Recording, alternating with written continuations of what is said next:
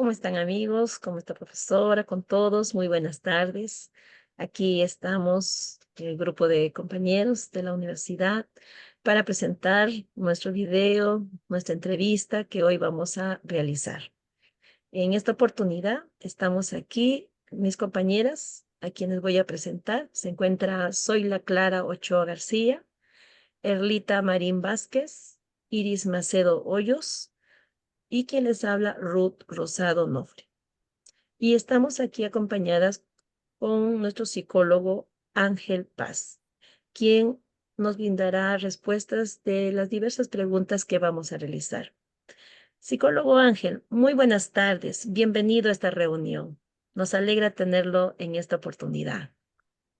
Muy buenas tardes, Ruth, a tus compañeras Clara, Iris, Rita. Les agradezco la invitación a esta entrevista que vamos a compartir. Bien, psicólogo, en esta oportunidad quisiéramos empezar con preguntas que nos va a servir mucho en el desarrollo profesional que vamos aprendiendo y construyendo. Para empezar, quisiéramos hacer la primera pregunta. Cuando usted recibe a un paciente por primera vez, ¿cómo suele explicar el proceso terapéutico, los acuerdos de trabajo y el consentimiento informado para generar, en este caso en el paciente, esa confianza y esa claridad desde el inicio? Excelente pregunta. Miren, vamos a enmarcar algo. Cuando nosotros recibimos pacientes, tenemos que tener en claro cuál es la modalidad de atención. Tenemos tres formatos de intervención terapéutica. La terapia individual, que todos la conocemos, pero también está, por ejemplo, la terapia de grupo, una modalidad terapéutica donde el trabajo se centra a nivel grupal. Y tenemos la tercera modalidad que es la terapia de parejas. ¿Ok? Donde en este caso vienen dos personas cuyo foco de problema está en su relación, en la manera como se vinculan. Eso hay que saberlo, de esos tres formatos de atención. Ahora, como psicólogos, actualmente es importante que nosotros nos especialicemos en una población en específico. En mi caso, yo me especializo en el trabajo con adultos y con parejas. ¿Ok? Hay psicólogos que se especializan, por ejemplo, en personas con adicciones o personas con problemas de la conducta alimentaria o personas con trastorno de personalidad también.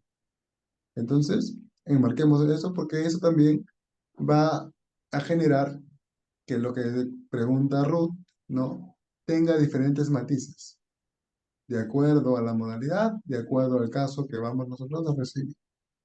¿Ok? Entonces, cuando yo recibo a una persona, ¿ok? Vamos a decir a una persona en consulta, permítanme hacer un paréntesis. Actualmente no se utiliza el término paciente para referirnos a las personas que atendemos. Actualmente se utiliza, les llamamos personas como tal, personas con problemas, ¿no? O podemos llamarles también consultantes. Como una tercera acepción también válida, creo que puede ser clientes, ¿no? ¿Ok? Les comparto esto porque hemos abandonado el concepto de paciente porque es un modelo muy biomédico. Los problemas psicológicos no son enfermedades, vamos a ver a lo largo de esta entrevista. Pero bien, para volver a la pregunta inicial que nos hace Ruth, lo importante en el primer contacto con un consultante y con una persona que atraviesa un problema psicológico, ¿sí? Es siempre poder, para mí, tal vez lo diga en desorden, pero un punto importante es la calidez al momento de la bienvenida. Que el psicólogo, ¿ok? Si bien es cierto, nosotros estamos en un rol de autoridad frente a esa persona, que podamos mostrar calidez, humanidad, ¿no? Humanidad en el trato, ¿verdad? Eso es importante. También mostrar también el respeto por la persona que atendemos. ¿Sí? Y el respeto se transmite, por ejemplo, cuando la cita que empezamos empieza a la hora, por ejemplo, cuando el consultorio en el que estamos tiene las condiciones, digamos, Nos esforzamos porque el consultorio en el que estemos tenga condiciones óptimas. ¿Sí? He visto colegas, por ejemplo, que en su consultorio, de repente al costado tenían su tupper de comida medio abierto, ¿no? ¿Sí?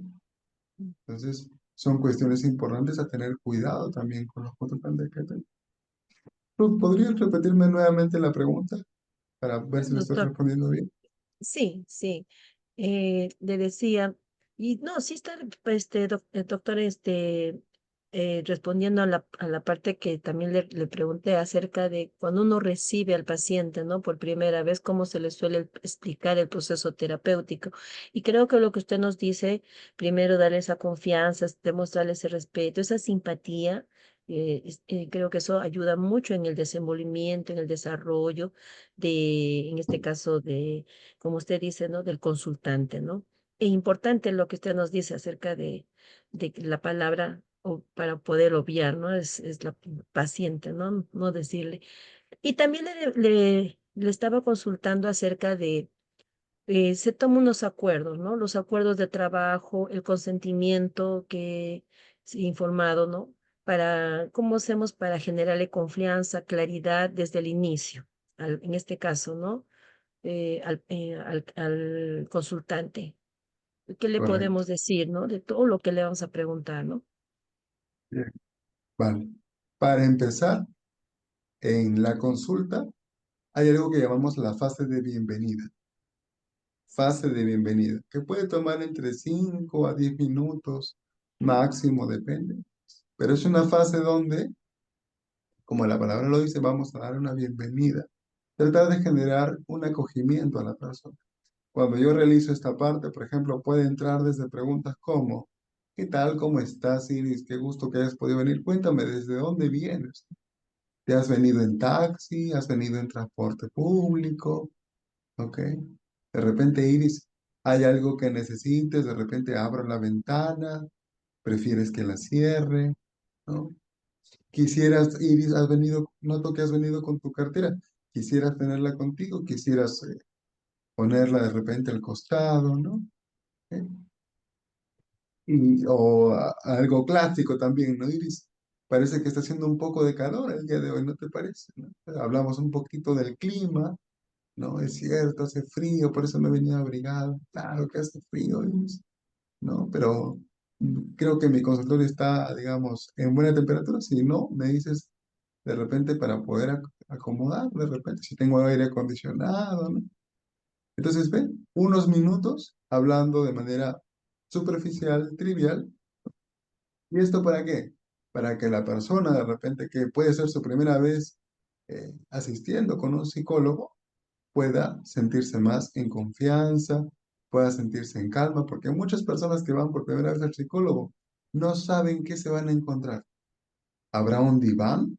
¿No habrá un diván? ¿Me va a tomar unas pruebas directamente? ¿No me va a tomar unas pruebas? Entonces la persona no tiene noción. Estos primeros minutos ayudan a la persona a entrar en confianza, en calma, a sentirse seguro en el espacio terapéutico, ¿ok? ¿Para qué? Para poder tener mejores resultados en lo que vamos a hacer en el trabajo, ¿ok? Una vez Como decir, generado ¿no? este, Rompiendo el hielo. romper el hielo, claro que sí. Claro. Y aquí es importante que el psicólogo, la psicóloga en su caso, pueda mostrarles, decía, esta genuina humanidad, ¿no? ¿Ok? A veces en mis alumnos lo que he visto es que adoptan una postura muy protocolar, demasiado protocolar y muy impersonal. Sería algo así como, por ejemplo, buenas tardes, Iris, cuénteme en qué la puedo ayudar. Usted viene muy protocolar, muy distante. Y eso no ayuda para el proceso terapéutico, ¿no? Tampoco, ojo, tampoco nos vamos a ir al otro extremo, ¿no? Pero la idea es mantener, digamos, una noción en ese sentido. Luego de que alcancemos esto en los primeros minutos, es importante la parte del encuadre, la parte del encuadre. Yo, por ejemplo, les comento, ¿no? Les pregunto, ¿es la primera vez que vienen a terapia? ¿Han ido antes con otro psicólogo? Si me dicen es la primera vez, pues yo les diré, miren, hay algunas nociones que ustedes tienen que saber. El encuadre, por ejemplo, en primer lugar, esta sesión que nosotros vamos a tener, la vamos a tener de manera privada, confidencial. Yo les explico, sin tantos términos técnicos. En la universidad nos enseñan términos técnicos, lo cual es fundamental para poder entendernos entre psicólogos. Sin embargo, cuando trabajamos con personas, es importante poder explicar estos términos técnicos en un lenguaje en que la persona lo pueda entender. Entonces, por ejemplo, yo le digo, mire, esta primera sesión que vamos a tener y las que tengamos van a ser confidenciales. ¿Qué quiere decir esto? Que yo no puedo ni voy a compartir información de lo que hablemos aquí. No lo voy a compartir con otra persona. Usted sí puede compartir lo que hablemos. Usted puede decir, mi psicólogo me dijo esto. Usted sí puede. Yo no. Primera, primera información del lenguaje. Segundo, les digo, miren, por ejemplo, ¿no? A la persona, le digo, miren, ya agradezco la confianza. Ahora le debo decir que yo y los psicólogos defendemos, ¿no? El derecho que las personas tienen a decidir, a tomar sus propias decisiones. Yo voy a cuidar su derecho a decidir. ¿Ok? Entonces, en los problemas que usted tenga y que quiera consultarme, finalmente va a ser su decisión. Ahora, mi trabajo va a ser ayudarle de repente y evaluaremos juntos ventajas, desventajas, de qué opciones podemos tomar. Pero finalmente va a ser su decisión. Este encuadre resulta importante ¿para qué? Para poder ayudar a entender el rol de cada uno. El mío como psicólogo, el de la persona como consultante. Porque a veces los consultantes vienen con la idea de repente errónea de que el psicólogo va a resolver sus problemas, le va a decir qué hacer de manera directa. Y no es tanto así. Nosotros ayudamos a las personas a que puedan desarrollar habilidades para afrontar sus propios problemas. ¿Ok? Y Ok. como tercera noción, también me gusta dar en el encuadre la idea de que, si bien es cierto, podemos contar con la información, yo les digo, miren, tengo 10 años ya dando terapia, hay cosas que he aprendido en la terapia, en la universidad, pero no creo tener todas las respuestas. ¿Ok? Entonces, de repente en su momento me gustaría compartirles información que yo tengo como psicólogo, ¿no? Pero finalmente ustedes pueden decir, estamos de acuerdo o podemos estar en desacuerdo. ¿Ok? No hay problema, lo conversamos. ¿Y esto para qué? Porque nuestro rol también como psicólogos, una de nuestras funciones va a ser brindar información. ¿Ok? O lo que llamamos como psicoeducación. ¿Sí? Ok. Ahora, para esto es fundamental que nosotros utilicemos información y conocimiento avalado por la psicología. ¿Ok? Avalado por la psicología. Esto lo vamos a entrar más a detalle, pero digamos son las tres primeras directrices. Ahora, sobre el consentimiento informado. Yo lo que suelo hacer es enviar ese consentimiento informado a mis consultantes previas a la cita. ¿Ok? Está descrito y detallado y ellos lo firman, digamos, antes de la sesión, pero de igual manera, ¿ok? En la misma sesión podemos revisar el acuerdo, ¿ok? Brevemente en esta parte. ¿Sí? De hecho, en ese acuerdo están esas tres indicadores que les mostré, es solamente que a mí me gusta enfatizarlos, específicamente para la labor terapéutica. Ok, doctor.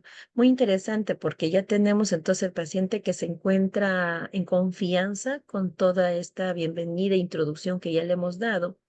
Doctor, ahora tenemos ahí el paciente en las primeras sesiones.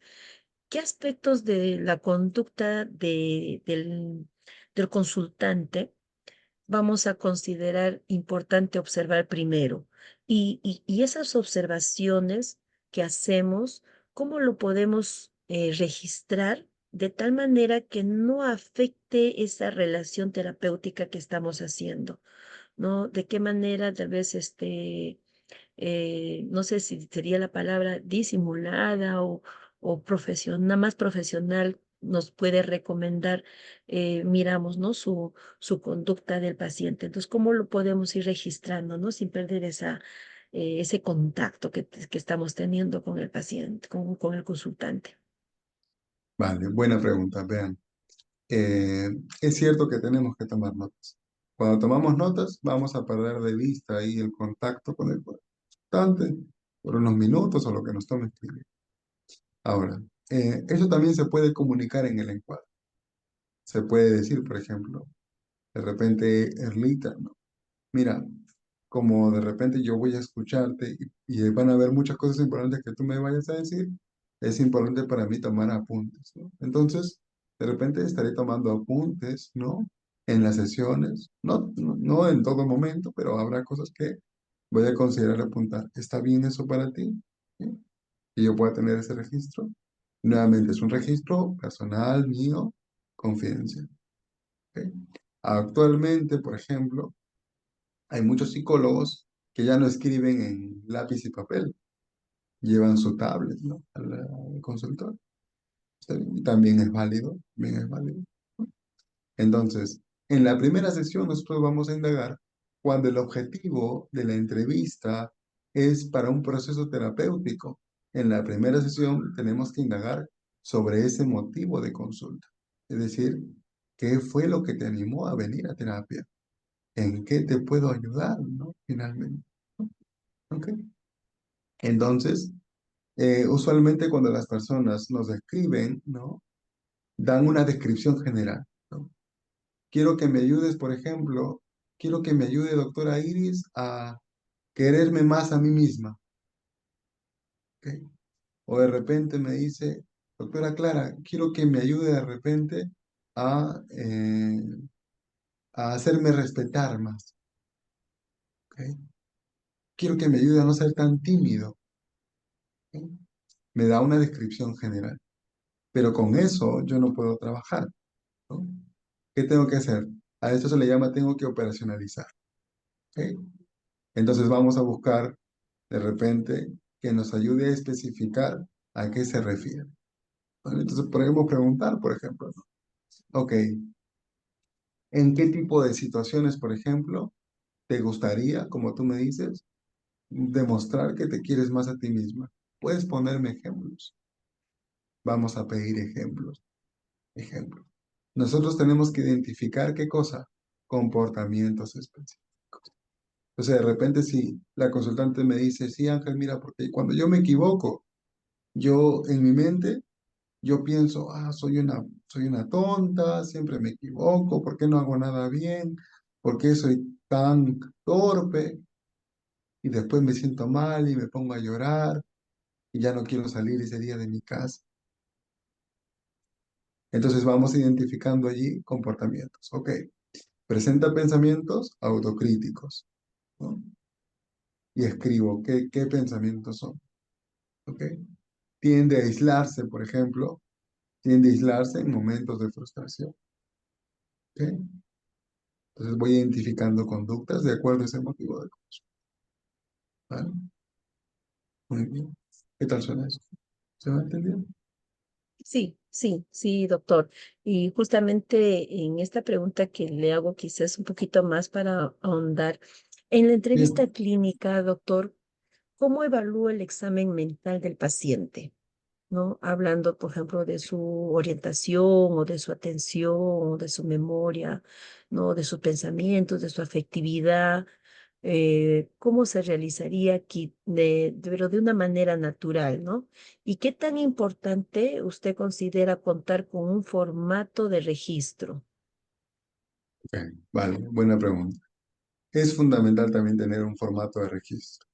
Aquí les comento esto. En lo que tú me preguntas, va a ser importante que el psicólogo tenga claro cuál es el objetivo de la entrevista. Porque hay entrevistas que son, por ejemplo, netamente para evaluación, ¿sí? Netamente para evaluación. O puede ser una entrevista como parte de un proceso terapéutico. Entonces, en ambos vamos a hacer evaluación. Sin embargo, el detalle de la evaluación, por ejemplo, va a ser mayor en una entrevista orientada a un informe psicológico. ¿Ok? Ahora, en la parte terapéutica, nosotros vamos notando este examen mental, por ejemplo, desde la vestimenta de la persona, si está acorde con el clima, si está acorde con el clima, vemos también la higiene de la persona, ¿ok? Vemos también la velocidad con la que hablan. Hay personas que hablan más rápido que otras, ¿no? Y notamos también de repente cuando La persona expone ese motivo que le trajo a terapia. ¿Qué pasa con su rostro? ¿Se mantiene igual? ¿Cambia? ¿Los ojos se le cristalizan cuando me está refiriendo a algo triste? O de repente me está refiriendo a algo muy triste, pero su rostro es, digamos, imparcial, ¿no? ¿Ok? También cuando vamos haciendo esta bienvenida, preguntamos por fechas, ¿no? ¿Eh? ¿Ok? Vamos a preguntar por fechas. Por cierto, ¿qué día es hoy, Iris? ¿No? ¿O cuándo fue esa vez que tú me cuentas que pasó esto? ¿Cuándo fue? ¿Qué día fue? Para ver qué tanto la persona se ubica en espacio, tiempo, ¿vale? E Disculpe, incluso doctor, si la pero persona vino sola o acompañada.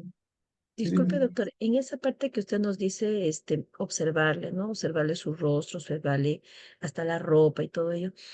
¿A la vez se va tomando el apunte o yo lo voy, digamos, mirando, interiorizando y después yo hago mi descargo en mi registro? Ah, buena ¿Qué, pregunta, mira. qué nos recomienda ahí? Ok. Lo que yo les puedo decir es lo siguiente. Cuando yo empecé, hace como 10 años formalmente con la terapia, yo tomaba apuntes de todo. ¿Sí? Yo procuraba apuntar todo y registrarlo. ¿Sí?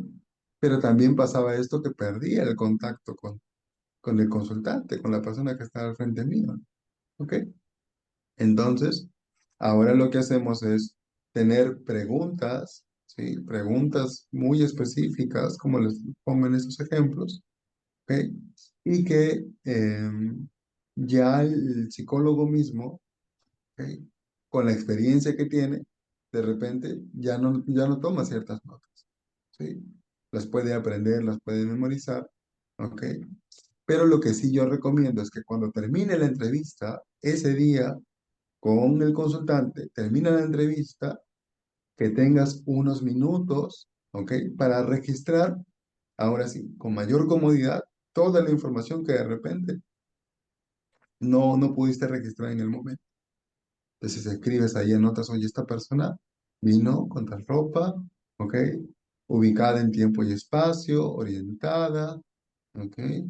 Muestra autosuficiencia para tomar decisiones, o no, hace contacto visual, no hace contacto visual, ¿sí? Tiene buena sintaxis. Eso yo recomiendo ahora que lo hagamos de manera más extendida, finalizando la sesión. Por eso es que es importante, y le digo a mis estudiantes, ¿no? Cuando quieren dar terapia, por ejemplo, no agenden consultantes seguidos, ¿sí? Si yo tengo, digamos, una atención de 4 a 5 de la tarde, ok, vamos a poner ese marco. No agenden, ¿no? Inmediatamente después. ¿Para qué? Para que puedan tener ese tiempo de tomar esas notas que de repente no las anoté en la sesión por estar pendiente justamente de la persona. Incluso puedo anotar de repente mis propias hipótesis, ¿no? Puedo poner ahí, de repente en mi registro, hipótesis, ¿no? Persona con dificultad para regular emociones. ¿Ok? Persona aparentemente con depresión leve, ¿no? Descartar, por ejemplo, ansiedad generalizada, ¿ok? Por ejemplo. ¿Sí? Ok. Gracias, doctor. Nos ayuda a visualizar mejor y poder ser más observativos en este caso. Bien, doctor, en este espacio ya terminé con mi parte. Vamos a continuar. Voy a invitar a mi compañera Iris, quien va a continuar con esta entrevista. Gracias, compañera Clarita. Gracias, compañera Ruth, perdón. Ya, doctor, siguiendo con la entrevista, tengo una pregunta para usted. ¿Qué tan importante considera tener una guía o estructura de las preguntas durante una anamnesis, ¿no? ¿Y cómo decide qué información es realmente relevante para obtener del paciente? Ok, bien. Buena pregunta, mira. Sí es importante tener una estructura de preguntas. Ok. Desde preguntas sociodemográficas, de cuál es tu nombre, tu ocupación, a qué te dedicas, ¿no? ¿Qué haces en tus momentos de estrés? Ok. Preguntas así. Y también preguntas, por ejemplo, en el caso de las entrevistas con propósito terapéutico, las preguntas van a estar más alineadas al motivo de consulta, ¿ok?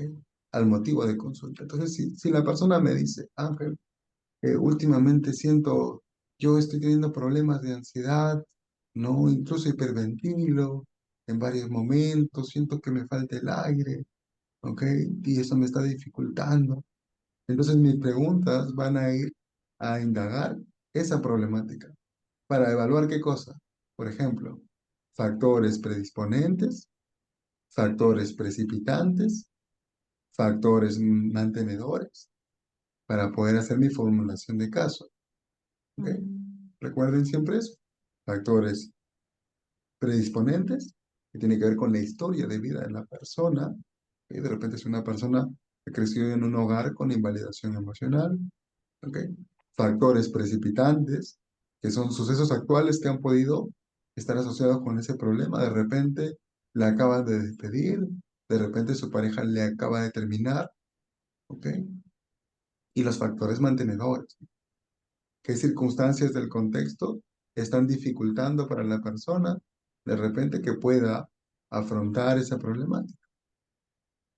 Factores mantenedores puede ser que esa persona evita contactar con sus emociones, por lo cual se le dificulta poder gestionarlas. O de repente la persona sobrepiensa, ¿no? Hay un problema de rumiación. Bien. Y factores protectores también es importante, ¿no? La red de apoyo de la persona. Entonces, las preguntas que vamos a hacer van a estar orientadas a identificar estas categorías, en primer lugar.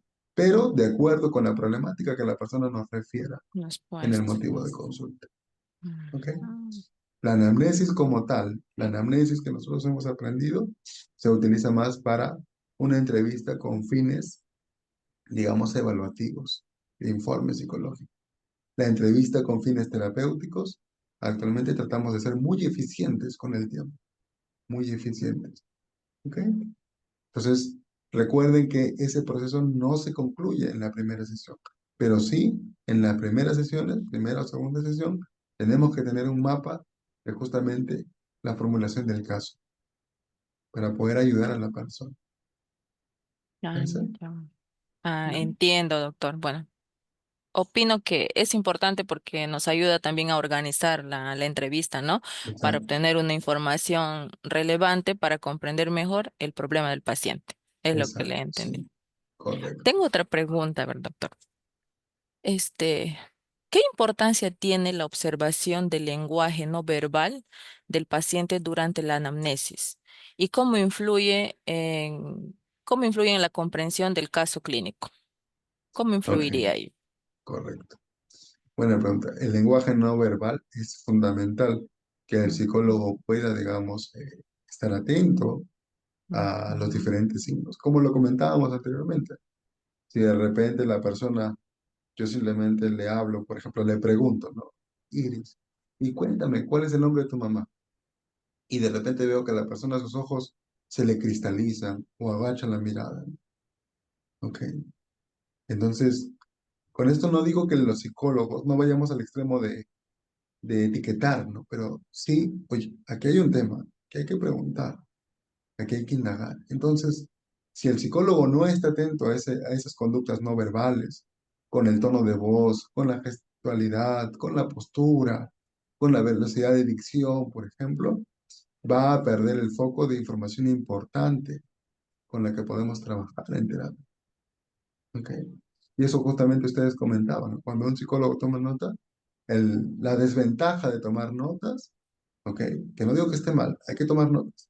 La desventaja de tomar notas, ¿cuál va a ser? Vamos a perder por ahí información con respecto a este tema. ¿Ok? Entonces, el psicólogo tiene que estar muy atento y por eso muy presente en la entrevista. Tiene que estar muy presente con todos sus sentidos, tiene que estar puesto en la persona con la que está entrevistando. ¿Sí? Si yo como psicólogo, claro, yo tengo una vida personal, he podido tener problemas en mi casa, preocupaciones, tengo que pagar agua y luz, pero todos esos temas quedan afuera. ¿Sí? Cuando estoy en consultorio, estoy enfocado en la persona para que esos indicadores no sí. verbales no se me pasen por alto. No se me pasen. Ah, ya, ya, doctor. Le entendí que esos aspectos a nosotros como futuros profesionales nos va a ayudar a comprender mejor el caso clínico, ¿no? Que tengamos, ya sea para detectar sus emociones, las contradicciones que puede tener la persona, la ansiedad o la tristeza, ¿no? Y eso va a influir para tener un mejor diagnóstico, ¿cierto? Ah, Ujú, ya, exacto. ya. Gracias, doctor. Tengo otra preguntita.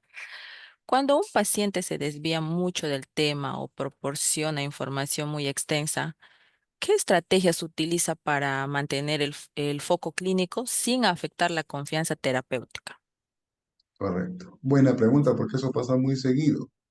Sí, eso pasa muy seguido. La persona viene con un motivo de consulta y puede haber diferentes temas. Entonces, Diferentes. una técnica sencilla pero efectiva es hacer una paráfrasis y un reenfoque al presente. La paráfrasis, ¿cómo la hacemos?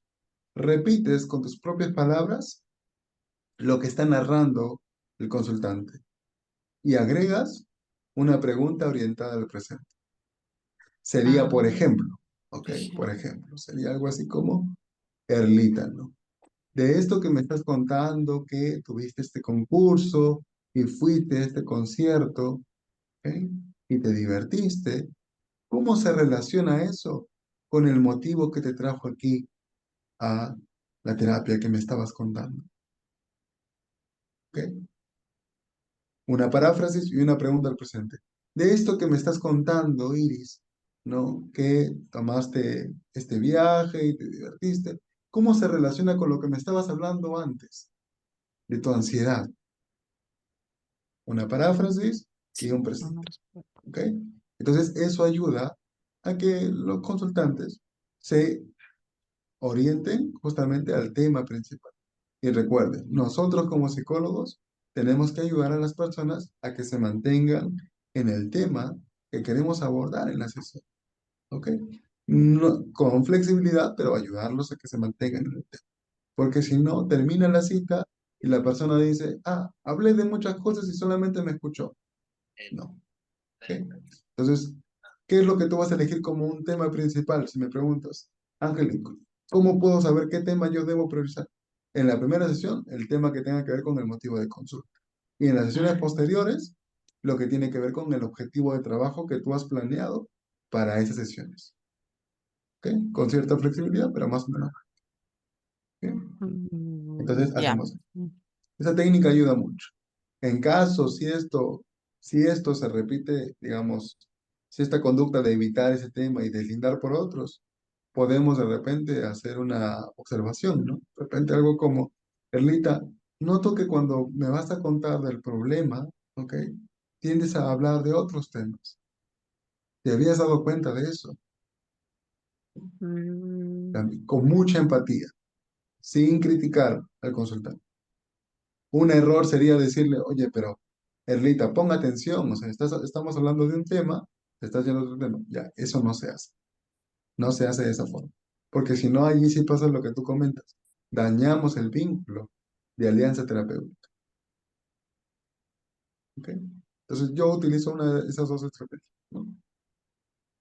ya, ya, doctor. Entonces, lo que entiendo es que usted como profesional tiene que tener tenemos que guiar la conversación, ¿cierto? Pero nunca desviarnos del tema principal y tampoco sin hacer sentir mal o sin A la incomodar al persona. paciente. Ah, ya, ya, Correcto. correcto. Tengo otra pregunta, doctor. ¿Cómo maneja las situaciones en las que el paciente nos muestra resistencia, ansiedad o dificultad para responder ciertas preguntas durante una entrevista clínica? Ok, vale. Eso también pasa mucho, va a pasar suele pasar más con varones, suele pasar más con adolescentes, ¿ok? Entonces, hay diferentes estrategias. ¿Sí? Por ejemplo, cuando yo les comentaba la parte de la bienvenida, esa parte Ujú. de bienvenida justamente es para prevenir esto, es para poder disminuir resistencias, generar mayor alianza. A veces con una buena bienvenida es suficiente para poder lograr, ¿ok? Sin embargo, van a haber casos en los que no. Entonces, otra estrategia también es notar, hacer notar. Por ejemplo, cuando yo le digo al consultante, De repente, Juan, sí, ¿te puedo decir algo? Pedimos permiso. Sí, es que noto que cuando yo te hago ciertas preguntas, ¿no? Me está pareciendo de repente que no te sientes cómodo al responder. Tú dime, ¿es así? Me estoy equivocando de repente, pero ¿tú qué dices? Hago notar, ¿no? Hago notar esa resistencia. ¿Ok? Y si la hay, pues la podemos también poner en la sesión y decir, ok, no, sí, sí, no quiero hablar de eso. Está bien. ¿Hay algo, digamos, por lo cual, digamos, para ti no sea cómodo hablar de eso? ¿Quisieras compartirlo conmigo? No, no quiero porque mi mamá me obligó a venir. De repente yo no quería venir a la terapia. Oh, ok, tú no querías venir. Sí. Y ahí hay estrategias también que usamos de validación emocional. La validación emocional es una estrategia importante, es una técnica importante también para disminuir resistencias, ¿no? En ese momento. Es importante que las personas se sientan validadas emocionalmente en las entrevistas. Incluso yo diría, independientemente del propósito de la entrevista, que la persona pueda sentir cierta validación. ¿Ok? ¿Para qué? Para que haya mayor apertura a compartir información. ¿Ok? Mm. Ya, ya, doctor. Lo que comprendo es que también, ¿no? Lo que miramos es que en el paciente si tiene algunos gestos, ¿no? Si tiene algunas expresiones o algunos comportamientos, el profesional le puede entender, ¿no? Según a lo que observamos. Ujú, sí. Ya. Tengo otra pregunta, doctor. La pregunta 6.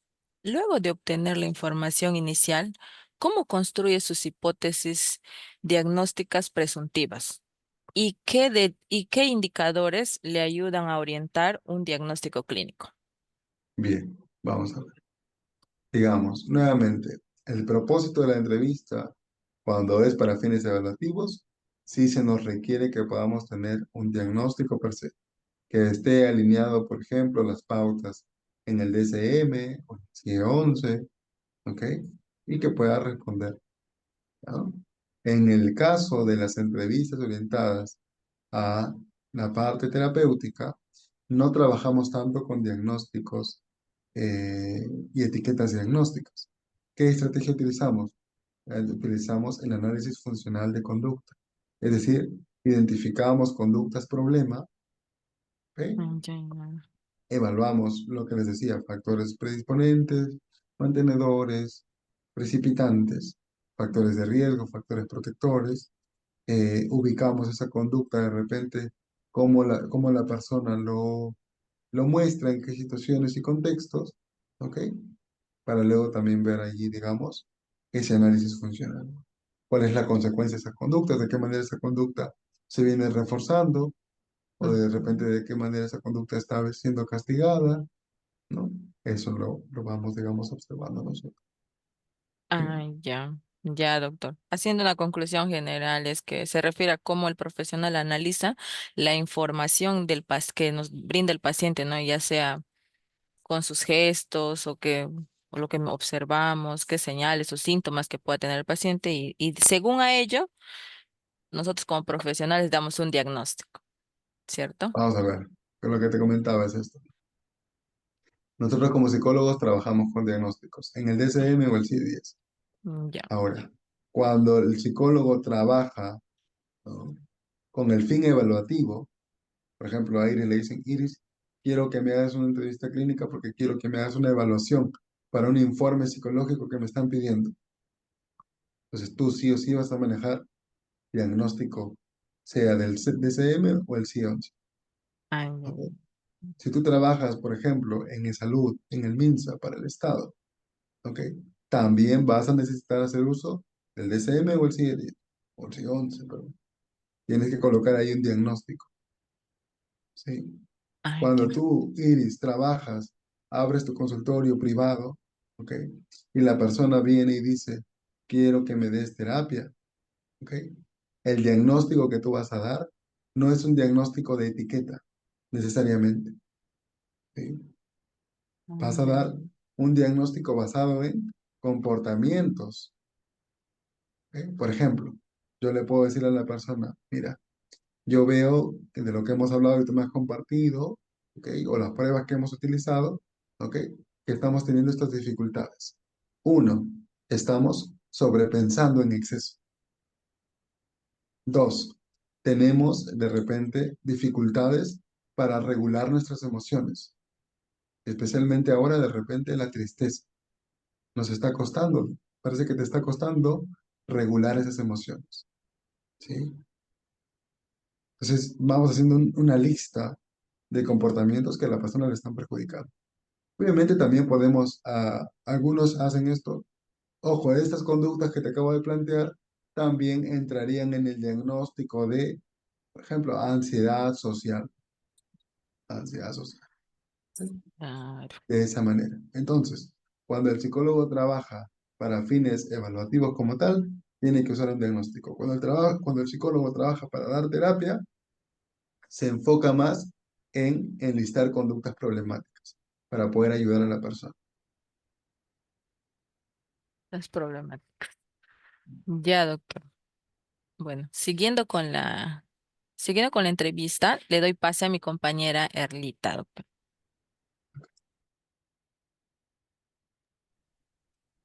Y continuando con la entrevista, tengo una pregunta. Usted, como doctor, ¿cómo decide qué pruebas psicológicas aplicar en un caso y qué hace cuando los resultados de un instrumento parecen no coincidir con lo observado en la entrevista? Entiendo, está bien. Buena pregunta. Vamos a ver. Por ejemplo, cuando yo voy a brindar terapia psicológica a una persona, puedo y utilizo pruebas psicológicas que me ayudan a poder confirmar, ¿no? El motivo o las hipótesis que yo tengo. ¿Sí? Si de repente la persona viene y me cuenta y me dice, me siento muy agitada, siento que me quiero, me falta el aire, me pongo muy nervioso, yo digo, hipótesis, problemas de ansiedad, ¿no? Problema de ansiedad. Puede tener una ansiedad social, ansiedad generalizada, o de repente sea un trastorno de pánico. Yo voy a utilizar ¿qué pruebas? Una prueba que evalúe ansiedad. Por ejemplo, el SL90 es una prueba bastante conocida, bastante fácil de aplicar. Puedo aplicar esa prueba. Hay entrevistas semiestructuradas también para poder llegar a un diagnóstico. Entonces, las pruebas que yo utilizo van a estar en coherencia con las hipótesis que yo quiero de repente evaluar del caso que estoy viendo. ¿Ok? Y cuando de repente una prueba no, de repente contradice, ¿no? O sea, mi observación me dice algo, la prueba me arroja otra cosa, lo que yo puedo hacer es de repente intentar evaluar con otra prueba. ¿Ok? Eso puede ser otro recurso, ¿no? Entonces, voy a aplicar esta otra prueba, ¿no? Voy a hacer estas otras preguntas, ¿ok? En una segunda o tercera sesión. ¿Para qué? Para poder tener más certeza. ¿Sí? Es como cuando tú vas al médico y de repente el médico dice, las pruebas no han sido concluyentes. Hay que mandarte otra más específica para poder estar seguros. Igual también los psicólogos. ¿Sí? Entonces podemos mandar pruebas más específicas, ¿ok? Y hacer preguntas más específicas, ¿ok? Para poder tener mayor claridad, exactitud en el diagnóstico. ¿Qué tal suena? ¿Entonces? Perfecto, doctor. Entonces, importante tener preguntas específicas, ¿no? Para el paciente y tener también, eh,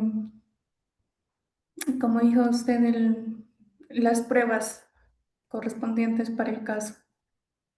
Exacto. Y Sí. continuando con la pregunta, con otra pregunta, ¿cómo utiliza los manuales diagnósticos como el DSM-5, TR o el CIE-11 para orientar su trabajo sin reducir al paciente únicamente una etiqueta diagnóstica? Buena pregunta, sí. Actualmente hay una crítica muy fuerte por los manuales diagnósticos para nosotros como psicólogos. Sin embargo, nosotros como psicólogos usamos esos manuales. ¿Por qué? Porque también nos permiten entendernos con otros profesionales de la salud, por ejemplo, con psiquiatras, ¿no? Con psiquiatras, otros médicos. Cuando usamos una etiqueta diagnóstica, ¿ok? Podemos entendernos mejor en esa comunicación. Ahora, nosotros como psicólogos tenemos que conocer cuáles son los síntomas, los indicadores de esos trastornos. Yo tengo que saber en el DSM cuáles son los indicadores según el DSM para diagnosticar a una persona con ansiedad social. ¿Cuáles son sus síntomas? Y es diferente de una persona con ansiedad generalizada, con ansiedad social, con trastorno por estrés postraumático, con fobia. Entonces tengo que saber cuáles son los indicadores que distinguen cada una de esas problemáticas. ¿Ok? Y esa puede ser mi guía. Esa puede ser mi guía. ¿Ok? Estar al tanto de esos indicadores para poder establecer una diferencia y luego, para no caer en la etiqueta, ok, esta persona, según lo que yo veo, según los criterios, encaja, por ejemplo, en trastorno de ansiedad generalizada. Ok, va. Pero ahora, personalmente, en el caso de esa persona, ¿cómo se está manifestando esta problemática en su vida? Es decir, ¿qué significa? Tengo que personalizar. ¿Ok? ¿Qué síntomas son los principales de esa persona? ¿Cuáles son las dificultades principales de esa persona que puede estar teniendo trastorno de ansiedad generalizada? ¿Ok? ¿Qué es lo primero que tengo que trabajar? Lo segundo, lo tercero. ¿Cuáles son sus factores de riesgo, sus factores protectores? Eso tengo que evaluarlo. Es como, imagina que las etiquetas pueden ser ropa general. Uno de mis maestros me decía esto. Imagina que las etiquetas son ropa que tú encuentras en las tiendas, ¿no? Son ropas que vienen por tallas. ¿Cuál es la labor del psicólogo para no caer en las etiquetas? Hacer esa ropa a la medida. ¿Ok? Que el tratamiento esté diseñado a la medida de la persona. ¿Ok? Muy bien. Perfecto. ¿Qué tal, Sol? ¿Y cómo utiliza usted manuales diagnósticos como el DSM-5, TR o el CIE-11 para orientar a la evaluación y el tratamiento de un paciente sin dejar de considerar su historia personal, su contexto familiar y su experiencia individual más allá del diagnóstico? Justamente esto, ¿no? Son libros de consulta. No sé, lo que hay que tener en cuenta para lo que tú preguntas, Arlita, es que esa información ubicada en estos manuales no es una información explicativa. Es decir, en ese manual no voy a tener la explicación de la problemática de esa persona, pero sí me puede ayudar a tener cierta orientación para poder clasificar en cierta medida el problema. Me permite un poco ordenarme en esa clasificación, pero no me permite explicarlo. ¿Qué es lo que va a permitir esa explicación? Yo como psicólogo, cuando me apoyo, por ejemplo, ¿sí? En lo que yo conozco, teorías de aprendizaje, historia personal, anamnesis, ¿no?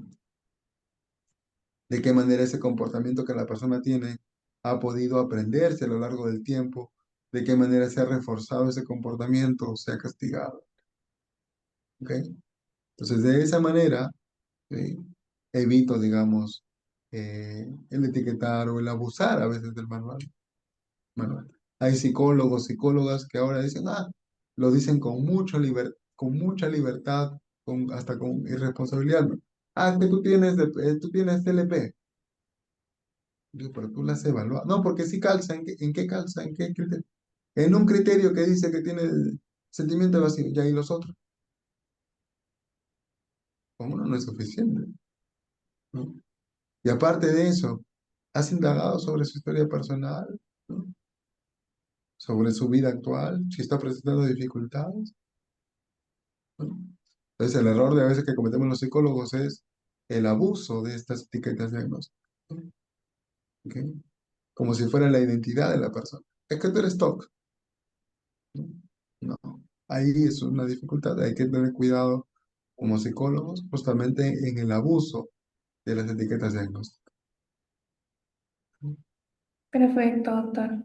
Y mi última pregunta es, una vez formulado el caso, ¿cómo decide qué modelo de entrevista psicológica es la más adecuada para un paciente en particular? Me imagino que te refieres a la terapia, al modelo de terapia. Sí, el modelo de terapia. Ok, vale, miren. Les voy a comentar esto. En la actualidad, existen diferentes tratamientos psicológicos. ¿Ok? Lo que en la actualidad nosotros vamos a priorizar es tratamientos psicológicos basados en evidencia. ¿Ok? Tratamientos psicológicos basados en evidencia. Es decir, ese tratamiento realmente funciona, no porque lo digo yo, no porque lo dice qué sé yo, mi supervisor, no. ¿Hay evidencia de que ese tratamiento funciona? Entonces, nosotros como psicólogos buscamos tratamientos que hayan demostrado que sí funcionan. Por ejemplo, en casos de depresión, ¿qué terapia voy a aplicar en un caso de depresión? ¿Sí? Si alguien me dice terapia gestal, ok, yo te voy a preguntar, ¿y la terapia gestal hay pruebas de que funcione en casos de depresión? Entonces, ¿qué dirían? ¿Hay pruebas de que funciona la terapia gestal en casos de depresión? ¿Qué dicen? ¿Funciona o no funciona? ¿Eh? ¿Eh? Entonces, ¿qué terapias actualmente se ha demostrado que funcionan para depresión? Terapia de activación conductual para depresión. Uno. Terapia de activación, de aceptación y compromiso para depresión. Dos. Terapia de reestructuración cognitiva para depresión. Tres. Esos tres se han demostrado que funcionan. Si alguien me dice, profesor Ángel, ¿y si aplico de repente biodanza, constelaciones familiares? Yo no aplico eso. ¿Por qué? Porque no se ha demostrado que funciona. No, pero a mi amiga le funcionó. A mi amiga le funcionó, pero no hay pruebas de que funcione. No hay evidencia. Y esto es algo que tenemos que aprender muy bien.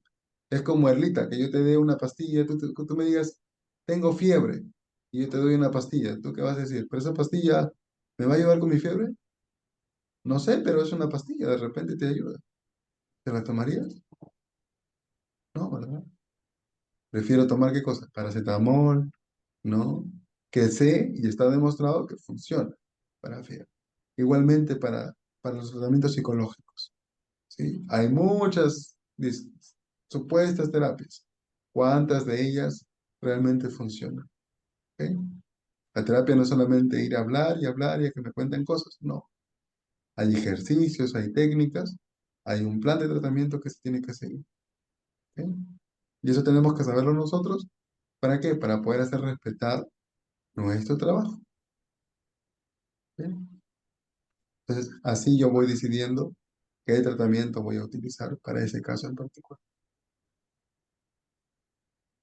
Ya, doctor, esas han sido las preguntas por mi parte. Le doy el paso a mi compañera Clara.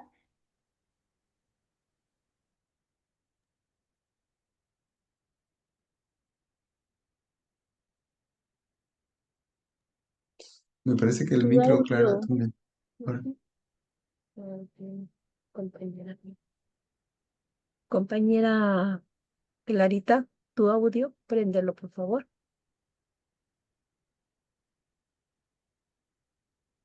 Tu audio, Clarita. Ahí está. orden. Listo. Ujú. Realizar las preguntas, ¿no? Muchas gracias por sus respuestas. Para finalizar, le voy a hacer unas últimas preguntas más, ¿no? Para nuestra práctica profesional. Doctor, des- desde su experiencia, ¿qué aspectos considera indispensable al momento de redactar un informe psicológico clínico? ¿Y cuáles son los errores más frecuentes que observa en estudiantes o practicantes? Buena pregunta, es bastante amplia, pero a ver, vamos a ver. Tenemos que tener en claro que un informe psicológico clínico es un documento legal. Es un documento legal y es un documento que tiene información muy delicada y sensible. Entonces, errores que yo he visto es utilizar pruebas psicológicas, por ejemplo, que no están adaptadas al contexto peruano. ¿ok? He visto esta prueba tal. Y digo, ¿y esta prueba dónde la encuentro? No, la vi que la aplican en España. Ya, pero aquí en Perú la han usado. No, pero sí, en España funciona para evaluar esto. No, no puedes aplicar, por ejemplo, pruebas psicológicas que no estén adaptadas al país. ¿Qué más? Errores también, cuando hay sobreconclusión. De repente el psicólogo aplicó el test de la figura humana. Ya, ya, solamente aplicó, me dicen en instrumentos de evaluación, entrevista, test de la figura humana, dos instrumentos de evaluación. Y en la conclusión me pone, la persona tiene depresión. Digo, pero ¿y de dónde concluiste tú? O la persona tiene problemas de ira con predisposición a la violencia. Digo, pero ¿y eso de dónde salió? No, es que en el dibujo presionó muy fuerte. No, es- no, ¿ok? Entonces, ese es un error grave, ¿ok? Cuando a veces las pruebas que usamos no son suficientes para poder sostener las conclusiones o el diagnóstico que vamos a dar en el informe. También es un problema fuerte. Y hay que tener cuidado en esto, ¿por qué? Porque cuando esto se lleva a un litigio legal, como el psicólogo, el abogado te va a preguntar, oiga, psicólogo, usted dice que él tiene rasgos narcisistas con predisposición a la violencia, pero ¿de dónde usted concluye eso? No, de la prueba que le apliqué, ¿qué prueba usted le aplicó? La figura humana. Y la figura humana te arroja como conclusión, te dice específicamente que la persona, no, no. De mi entrevista lo saqué, pero ¿qué preguntas usted le hizo? No, yo lo vi así, pero ¿en qué se basó usted? Es, es un error grave entonces para los informes psicológicos. ¿Qué hay que tener en cuenta entonces? Tener mucho cuidado con las pruebas psicológicas que vamos a utilizar. Tener mucho cuidado con las afirmaciones que hacemos en un informe psicológico. ¿Qué cosas vamos a afirmar de la persona? ¿Ok? Ahí hay que tener mucho cuidado. ¿Vale? Son algunas directrices. Eh, la siguiente es, ¿cuál cree que es el error más crítico que deberíamos evitar desde nuestra formación? Uf, pero digamos, el error más crítico, como en general, Clara, para la terapia, ¿tú qué dices? Sería claro, sí, general. Bien, ok, sí. Miren, les respondo esto. Un error grave que yo veo actualmente es que nosotros como psicólogos, ¿ok? Pasa que se nos va a hacer siempre muchas preguntas. De repente a ustedes en un momento le van a decir, Doctora Erlita, por favor, como psicóloga, deme su opinión. Doctora Iris, como psicóloga, deme su opinión sobre esto. Doctora Clara, doctora Ruth, deme su opinión como psicólogo. Un error grave que actualmente hay es el hecho de que muchos psicólogos, cuando se les pide su opinión como psicólogos, dan una opinión personal, dan una opinión personal y a veces con sus prejuicios y sus estereotipos. Una opinión como psicólogo. ¿Qué hace que una opinión sea una opinión psicológica? Cuando eso que yo estoy afirmando, argumentando, está fundamentado ¿en qué? En conocimiento psicológico. ¿Ok? Conocimiento psicológico. Entonces, un error grave es que muchos colegas, lamentablemente, ¿no? Están opinando, están compartiendo información sin respaldo psicológico, que no tiene un respaldo científico en psicología. Por ejemplo, el otro día escuchaba a un colega que decía, sí, los niños que han sufrido violencia en su hogar, los niños que han sufrido violencia, cuando crezcan, ellos también van a ser violentos. ¿Y eso es verdad? No, No todo. no. ¿Qué te dice la estadística? ¿Qué te dice la psicología? ¿Qué te dicen los estudios? Se han investigado niños en contextos de violencia. ¿Qué probabilidad haya de que este niño cuando crezca ejerza violencia? ¿Cuál es la probabilidad? 50%. 50%. Es como lanzar una moneda. ¿Ok? ¿De dónde me afirmas que sí o sí esa persona va a ser violenta cuando crezca? ¿Ok? Psicólogos que dicen, no, sí, la mujer debe respetar a su esposo y debe quedarse en casa y atender a los hijos, porque eso es lo funcional para el hogar. Eso es salud mental en el hogar. Y le digo, ¿de dónde sacas eso? Eso no es cierto. ¿Eh? Tú puedes revisar libros. No importa, digamos, sea el varón o la mujer quien adopte ciertos roles. Lo importante es que ambos tengan una presencia con los hijos. ¿De dónde me afirman estas cosas?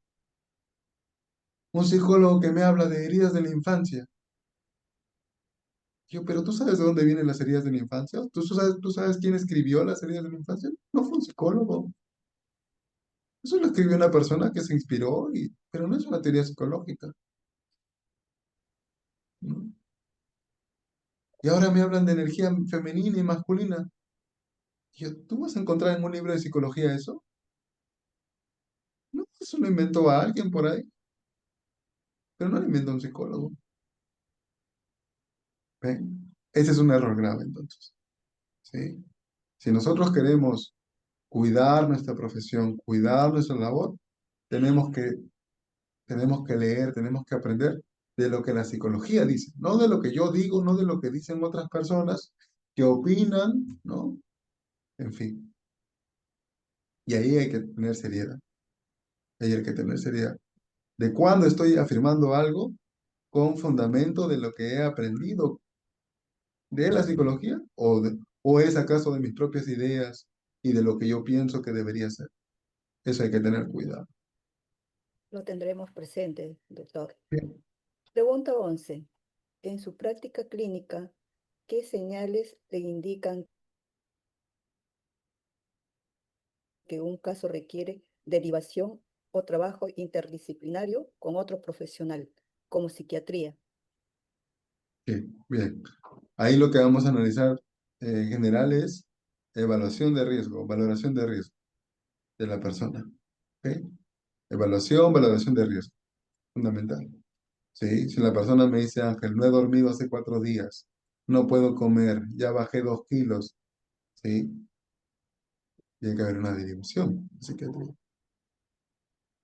Si la persona me dice, oye, quiero separarme de mi pareja, pero mi pareja toma y me persigue, y me está llamando y tengo miedo de que me haga daño, que derivar con trabajo social, con líneas de apoyo. ¿Eh? Tiene que ver mucho con la valoración de riesgo del paciente. La evaluación de riesgo del paciente. ¿Ok? ¿Qué tan en riesgo está su integridad física, su salud física? ¿Ok? Para poder derivar. Pero eso también hay que aprender a hacer evaluación, valoración y gestión de riesgo en los consultorios. Muy bien, doctor. Entonces, ¿le ha pasado a usted que algún estudiante dude en derivar por inseguridad? Sí, sí, sí me ha pasado, sí me ha pasado. Y a veces es normal la duda. Al inicio, sobre todo, es normal la duda. Por eso también es importante que los psicólogos podamos tener supervisión en el trabajo, estemos supervisados. Cuando yo empezaba mi práctica clínica, de repente, y yo tenía esas dudas, le decía a mi supervisor, no, doctor, mire, tengo este caso y le presentaba el caso, mire, ¿usted qué opina? ¿Qué me recomienda? ¿Debo derivarlo? ¿No debo derivarlo? ¿Ok? Y yo iba aprendiendo, iba diciendo, si este caso se requiere derivación, o de repente, mira, intenta esto primero una semana y después de una semana sigue habiendo este problema, de repente sí, derivación, la derivación.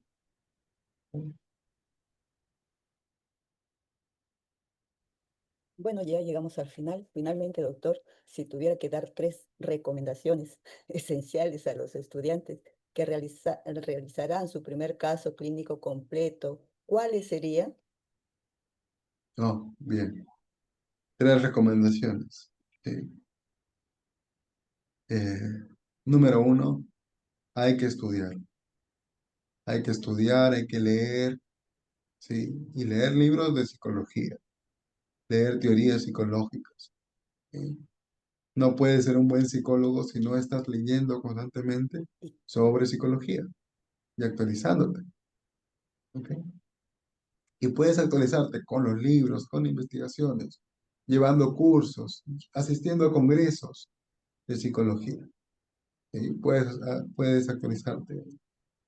Número 2, ¿sí? Número 2, ordénense, ¿no? Prepárense, no improvisen, prepárense, ordénense desde detalles tan simples como su consultorio, las preguntas que van a hacer, tengan una guía de entrevista de preguntas. Ensayen, si pueden, ensayen. No solamente que se sepan las preguntas, sino también cómo van a preguntarlo, el tono de voz, el rostro con el que ustedes van a colocar, la gesticulación que le van a dar, ¿no? Número 2. Y número 3, sean humanos, sean cálidos, ¿sí? No crean que saben más que la persona de su problema.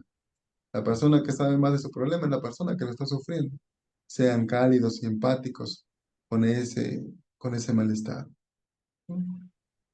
Esas serían mis 3 recomendaciones. excelente consejo, ¿no? Excelentes recomendaciones, doctor. Bueno, llegué al cierre, pues, ¿no? Como grupo, esta entrevista nos ha permitido comprender que la labor del psicólogo clínico va mucho más allá de explicar técnicas o seguir un protocolo. Hemos aprendido que la observación, la escucha activa y la construcción de relaciones terapéuticas son fundamentales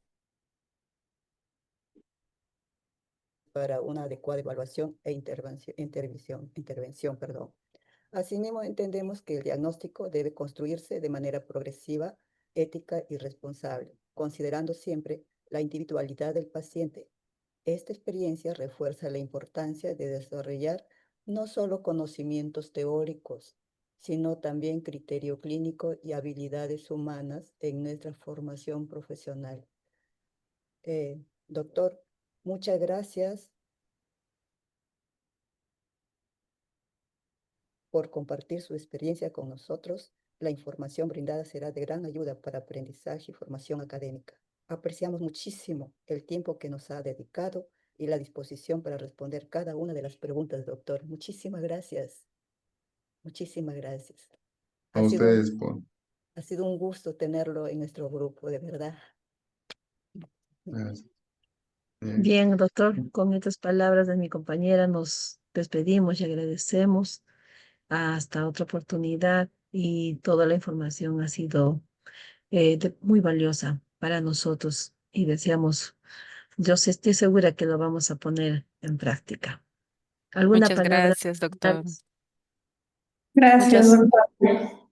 muchas gracias, doctor, por todos sus conocimientos. A ustedes por el tiempo y por el compromiso con su estudio. Sigan así, nos estaremos viendo más adelante en algún espacio de psicología. Les deseo muchos éxitos a todos ustedes. Gracias. Gracias, doctor. Muchísimas gracias. Cuídense.